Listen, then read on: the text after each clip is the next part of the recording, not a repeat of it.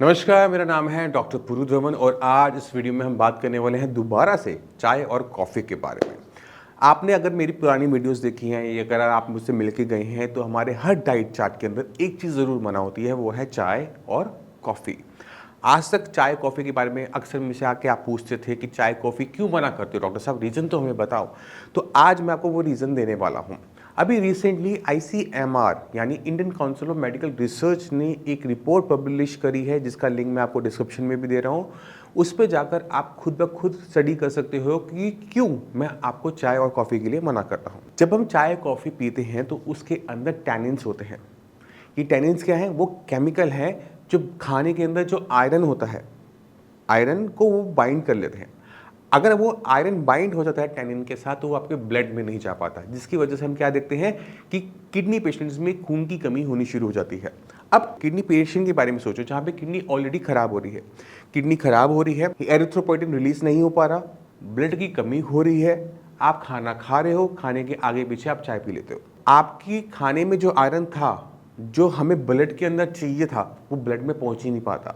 उससे क्या होता है कि हीमोग्लोबिन बहुत ज़्यादा फॉल करना शुरू कर जाता है। लेवल आ रहा है हीमोग्लोबिन का 4, 3। यहाँ पर क्या होता है दिक्कत, ऐसे पेशेंट के लिए बहुत दिक्कत होनी शुरू हो जाती है क्योंकि बॉडी में स्वेलिंग आनी शुरू हो जाती है, थकावट बहुत ज़्यादा बन जाती है, 4 कदम जा चलकर सांस फूलना शुरू कर देती है। तो बहुत सारी दिक्कतें आनी शुरू हो जाती हैं अगर पेशेंट, किडनी का पेशेंट चाय कॉफ़ी का इंटेक करता रहता है तो। आईसीएमआर की रिपोर्ट के अंदर वहाँ पे दूध वाली चाय मना किया गया है, दूध वाली कॉफ़ी मना किया गया है। अक्सर पेशेंट क्या करते हैं, कोई रिपोर्ट पढ़ते हैं और वो ना वहाँ से बीच का रास्ता निकालना शुरू करते हैं कि ठीक है डॉक्टर, उस रिपोर्ट में तो दूध वाली चाय मना है, दूध वाली कॉफ़ी मना है, तो मैं दूध छोड़ दूंगा, मैं चाय कॉफ़ी पी लूँगा।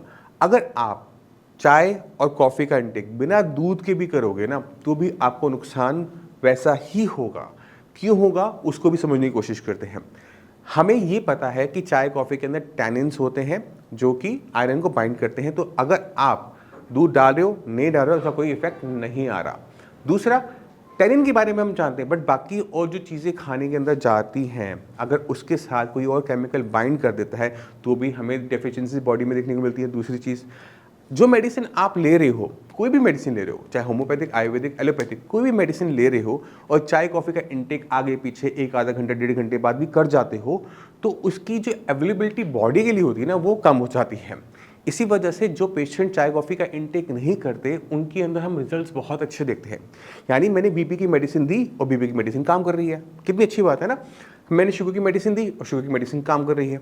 तो मेडिसिन की एब्जॉर्प्शन अच्छी रखने के लिए हमें चाय कॉफ़ी बंद करनी पड़ती है हर कीमत में, दूध वाली हो बिना दूध वाली हो। इसमें कोई शॉर्टकट नहीं है, कोई रास्ता बीच का नहीं है कि मैंने अच्छा ये नहीं लेना तो ये ले लिया। फिर भी कुछ पेशेंट को बहुत ज़्यादा हैबिट होती है कि उनका दिन नहीं शुरू होता बिना चाय कॉफ़ी के, तो उनको हम एडवाइस करते हैं वो है हर्बल टी। अब ये हर्बल टी क्या है और कौन सी हर्ब हमने यूज़ करनी है वो भी इंपॉर्टेंट है।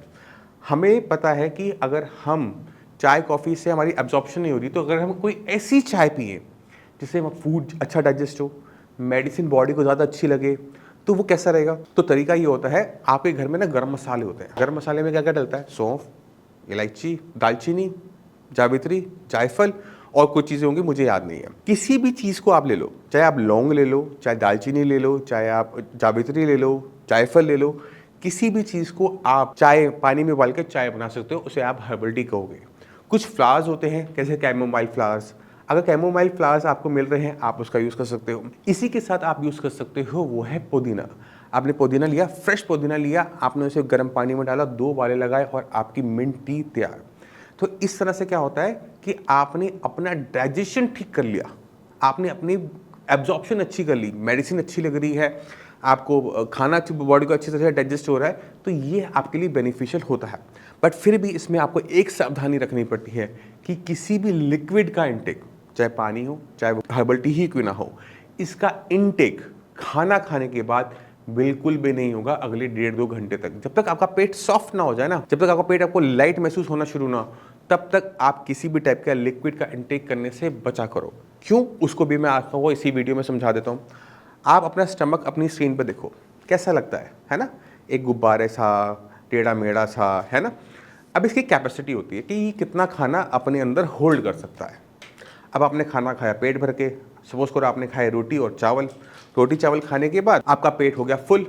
अब आप क्या करते हो, ऊपर से चाय पी लेते हो, तो क्या होता है, जैसे आपके घर में मिक्सी होती है ना, मिक्सी के चारों ऊपर आप ढक्कन लगा दो पूरा भर के और चलाओ, नहीं घूमेगा। जब तक आप उसको कम नहीं करते, थोड़ा सा उसमें लिक्विड नहीं डालते, तब तक चर्निंग प्रोसेस नहीं हो पाता, मिक्सी घूम नहीं पाती। इसी तरह से हमारा पेट स्टैटिक नहीं होता, वो हिलता रहता है, हमेशा हिलता रहता है, खाने को आगे पीछे करता रहता है। ये प्रोसेस होने के लिए उसमें थोड़ा सा स्पेस, यानी उसमें थोड़ा सा एयर होनी ज़रूरी है।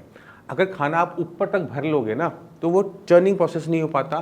खाना जो 1.5 घंटे में डाइजेस्ट होता है, वो 4 से 6 घंटे ले जाता है, और इस बीच में आप दोबारा से खाना खा लेते हो, तो उससे हमें बन जाती है इनडाइजेशन, जिससे हमारी तबीयत होती है ख़राब, जिससे बनता है हमारा बीपी, उससे बनता है हमारा शुगर, उससे बनता है स्ट्रेस, उससे बनता है कोलाइटिस, पता नहीं कितनी बीमारी निकलनी शुरू हो जाती है।